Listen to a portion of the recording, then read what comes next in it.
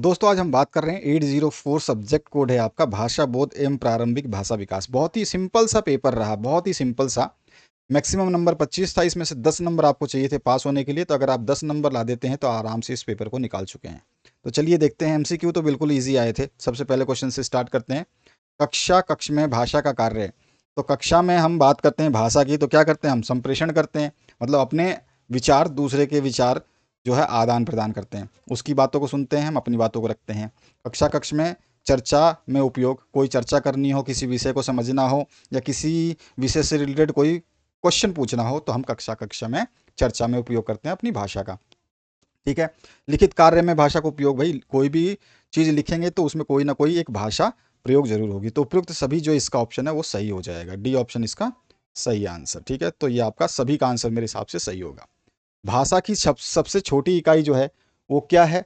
तो भाषा की सबसे छोटी इकाई को हम क्या बोलते हैं? वर्ण या अक्षर। ठीक है, तो यहाँ पर आपका सी ऑप्शन सभी ने सही किया होगा। मैंने एमसीक्यू में करवाया हुआ है क्वेश्चन। भाषा शिक्षण की नवीन पद्धति है। देखिए, भाषा शिक्षण में ये सारी पद्धतियाँ उपयोग की जाती हैं और ये सारी पद्धतियाँ भी बहुत ही अच्छी मानी जाती हैं, बेस्ट से बेस्ट मानी जाती हैं। जैसे सक्रिय अधिगम प्रविधि, ये भी अच्छी आपकी पद्धति मानी जाती है। नवीन पद्धति में खेल विधि जो है, यानी खेल खेल में भाषा सिखाया जाता है, ये भी आपकी नवीन पद्धति है। प्रोजेक्ट विधि है, ये भी आपकी नवीन पद्धति है। इसमें एक जो है मेरे को डाउट जो है क्या है कि भाषा शिक्षण की नवीन पद्धति है किस स्टेज की बात कर रहा है। छोटे बच्चों में भाषा शिक्षण है तो खेल विधि हो जाती है ना। तो ये चीज़ थोड़ा सा इसमें है, तो इसीलिए हम जा रहे हैं उपयुक्त सभी जो है इसका आंसर सही।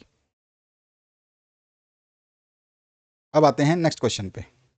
श्रवण कौशल शिक्षण की विधि है। श्रवण कौशल शिक्षण की विधि जो है सस्वर वाचन होता है। मैंने नोट्स में दिया हुआ है, ये श्रवण कौशल विकास के लिए सस्वर वाचन होता है आपका, है ना। तो यहाँ पे सस्वर वाचन जो है सही हो जाए। देखो और कहो विधि जो है ये कौन सा है? पठन विधि है ना। आपको पता ही है अच्छी तरह से। देखो और कहो विधि जो क्या है, ये आपकी पठन विधि या पठन विधि में काउंट की जाती है इसको। तो ये ध्यान रहेगा आपको। ठीक है, देखो और कहो का मतलब पठन। भाई देखो और पढ़ो, यहाँ पे पढ़ने की बात हो रही है। यहाँ सस्वर वाचन यानी कि श्रवण कौशल विकसित कर रहे हैं। यहाँ पे वाचन करवाया जा रहा है सस्वर, वो भी जोर जोर से बोल करके। देखो और कहो विधि जो है ये पठन विधि में आता है, ध्यान रखना। और ये जो सस्वर वाचन है ये आपके श्रवण कौशल शिक्षण विधि के लिए उपयोग किया जाता है। ठीक है, तो यहाँ पर आपका बी ऑप्शन करेक्ट हो जाता है। सतत मूल्यांकन का क्षेत्र है। देखो, सतत मूल्यांकन का क्षेत्र गृह कार्य तो है नहीं।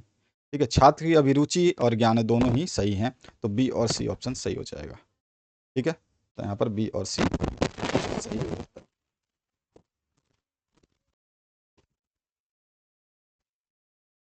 तो मेरे हिसाब से अभी सभी बच्चों ने ये सारे आंसर्स सही किए होंगे। चलिए आगे देखते हैं। छोटा छोटा क्वेश्चन आया हुआ है इसमें। देखिए पहला क्वेश्चन, बहुभाषा शिक्षण के कोई दो लाभ। लेकिन जब बहुभाषा आप मल्टी लैंग्वेज में सीखते हैं, टीचिंग कराते हैं, तो उसके फायदे क्या है भैया?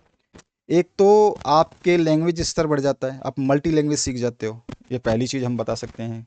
ठीक है, उसके अलावा हम बहुभाषा शिक्षण के क्या लाभ है? हम जो है अंतर्राष्ट्रीय संपर्क में बढ़ावा देते हैं। क्लियर।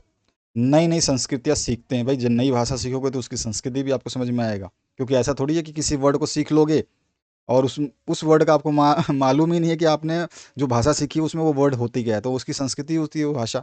ठीक है, तो बहुभाषा शिक्षण के क्या लाभ है? आप जो है बहुत सारी चीज़ें नहीं सीखते हैं, बहुत सारी भाषाएं सीखते हैं। ठीक है, इसमें आपको नई नई संस्कृतियों का पहचान होता है, साथ ही साथ आपको अत्यधिक जो है एम्प्लॉयमेंट के चांसेस बनते हैं। मतलब आप ज़्यादा से ज़्यादा जो है नौकरी में क्रियाशीलता बढ़ती है। बहुत सारी चीज़ें जो इसमें आप आराम से समझाते हुए लिखते जाओगे।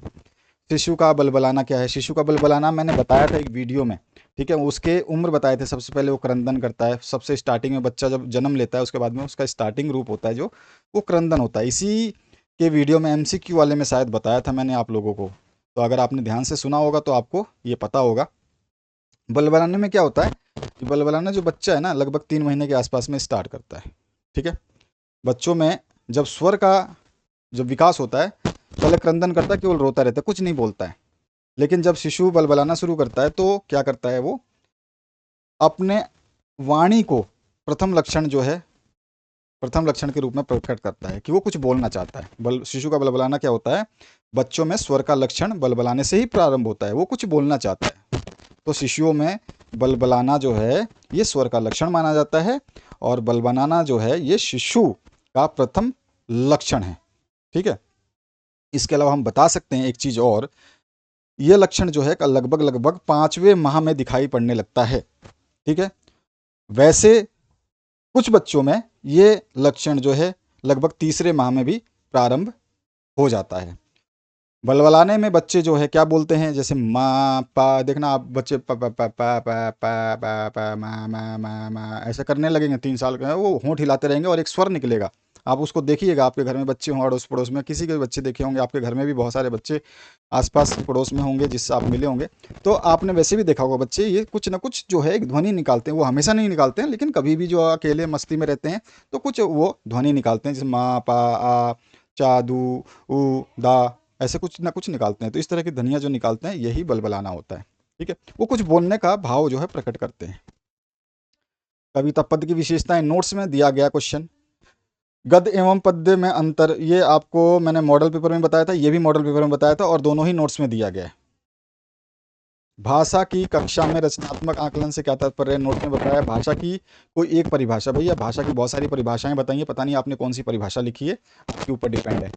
इसके अलावा भाषा शिक्षण की पाठ्य सहगामी क्रियाओं का वर्णन कीजिए, नोट्स में दिया गया है क्वेश्चन।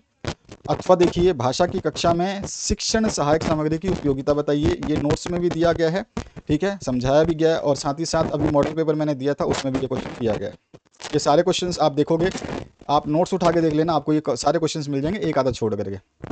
वो भी मेरे को याद होगा कि सारे ही मिल जाएंगे। ठीक है, एक आधा भी छोड़ने की जरूरत नहीं है।